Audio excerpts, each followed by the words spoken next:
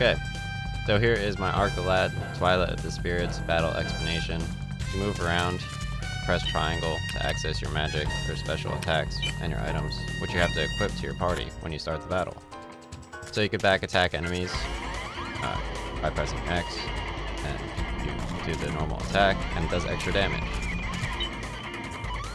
In addition, you press triangle and end your attack, triangle and do your magic, and like my magic for this character is Cure, which cures himself, and Wind Slasher, which does damage. Some of the characters, see that yellow circle? They have a radius, so you can do damage to multiple enemies with their special attacks. And other characters, they could line up and hit two characters back to back if they're stacked up next to each other. In addition, your Spirit Stones at the top over here, I have 62 out of 70, so you have to buy them from sellers, and they cost a little bit of gold. So let me go over to you can retreat for battles by pressing right on the D-pad. I'll go into the start of the battle and your equipment right now.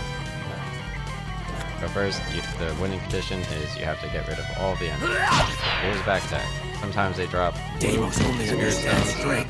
Sometimes they drop gold, which is gold, which you can use to buy items. And sometimes they drop white, which is an item, like a good herb, which you can use to heal yourself.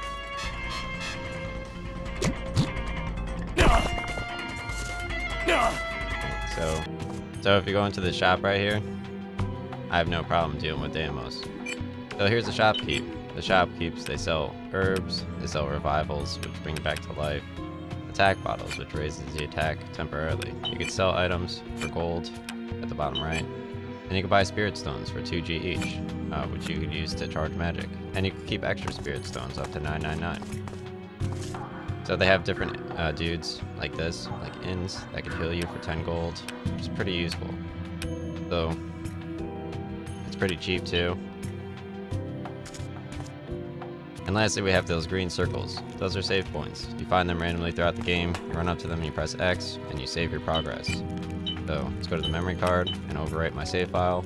You go to each of the different areas and you get a random instance battle, and you can train and get to the next area you need to go to.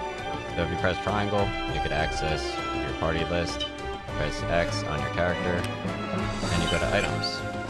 So I have a good herb here. I could use the item on myself. At the beginning of a battle, you could actually give the item to a character. So let's go to party items, and then let's go to... Oh, he already has the good herb. So if you go to party items, let's start that again.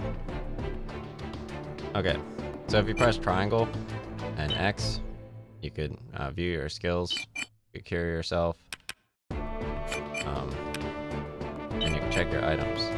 So I've already given the items to Dark here, so if you go press circle and then go down to party items, you can see the items that aren't given to anyone, or the Spirit Stones that aren't given to anyone.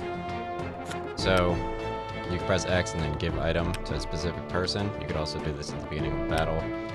And you could also give Spirit Stones to characters. So divide Spirit Stones. And my character currently at the top, you know, that blue thing, 70 out of 70. He has 70 out of 70 full Spirit Stones, so I can't give him any. You could also obviously change your equipment and the items attached to the equipment as well. So he already has these items. So that's basically how the main menu works. I'm going to press X and go into this town. So I selected both my party members, added them to the top. So if I go to party items, I could give the healing herbs to Delma. So I gave her 4 out of 8, 5 out of 8 to him. So I could divide Spirit Stones if they didn't have them. So that's before you start the battle. You go up here and you press X on them to see their skills and heal up. I'm just going to press X on them and then start. And okay, to start the fight. Felt that one, eh? Down to your bones. This is what happens when you disobey me.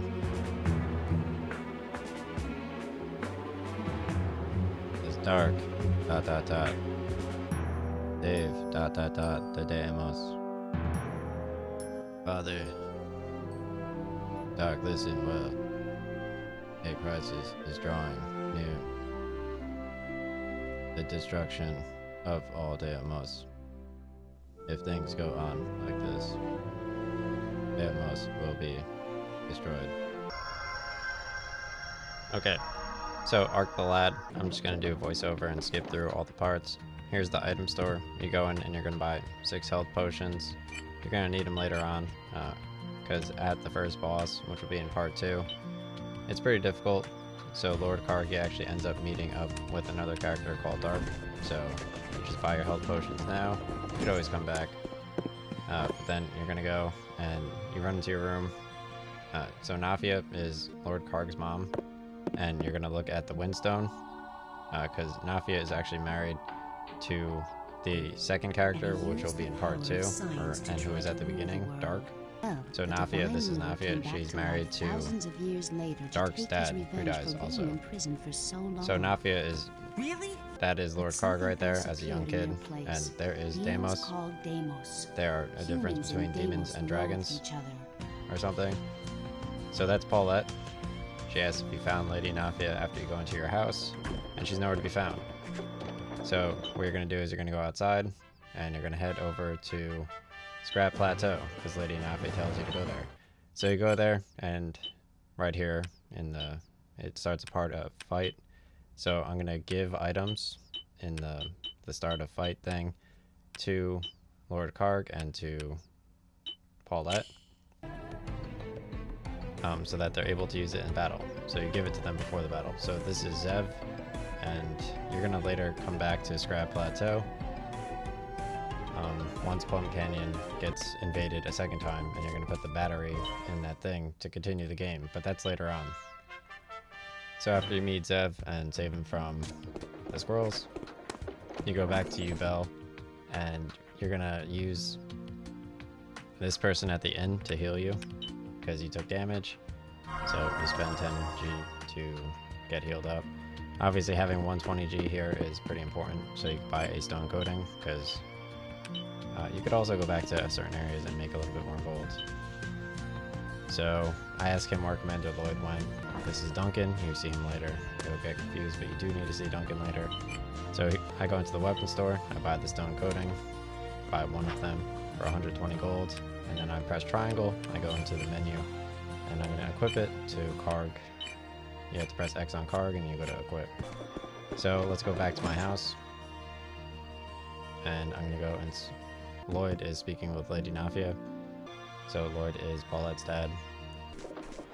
So they tell me to go and speak with Banjo, who's all the way down here, down the stairs on the left hand side in the refinery. And it gives you spirit stones, which lets you do special attacks. So after you go up the stairs, you hear that there was an attack at Plum Canyon. Lloyd and this guy, I forget what his name is, Morth.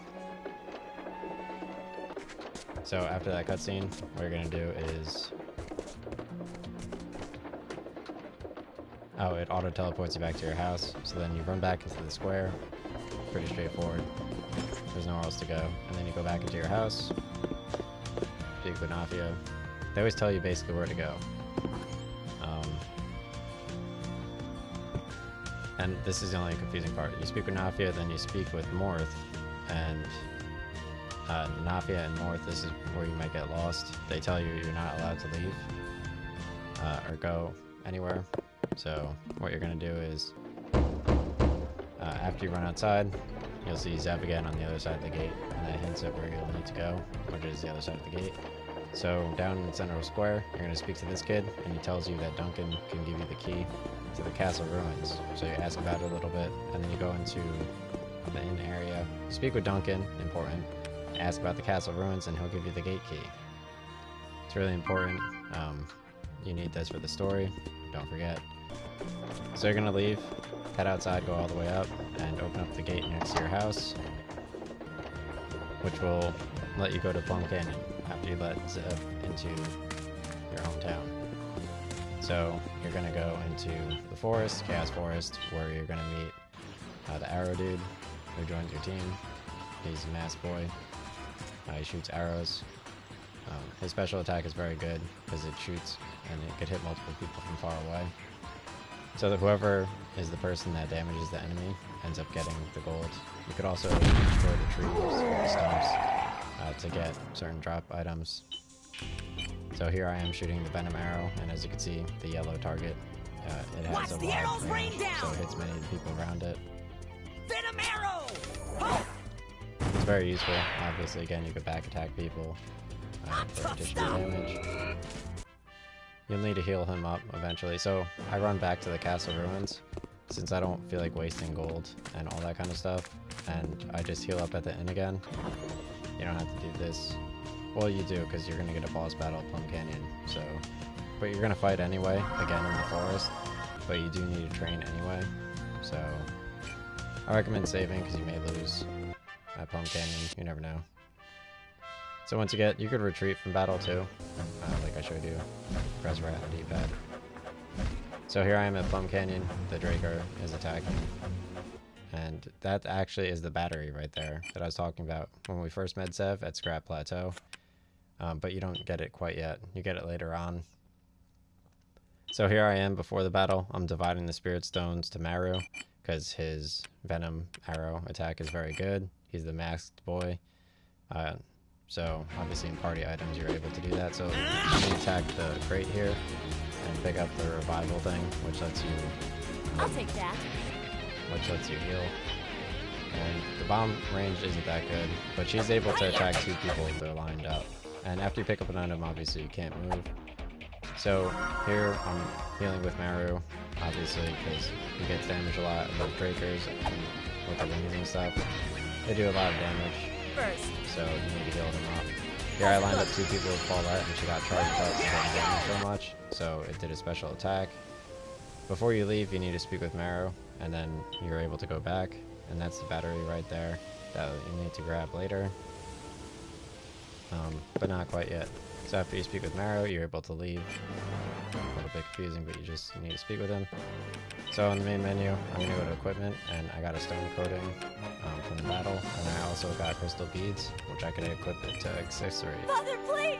So on the way back to Ubel, Lloyd dies, which is Paulette's dad, so she mourns. The Damos killed him. The Damos are evil. So here's Dark. He escapes with his dad, who also has a windstone, because he's actually married to Mafia, who is Lord Carter's dad. So,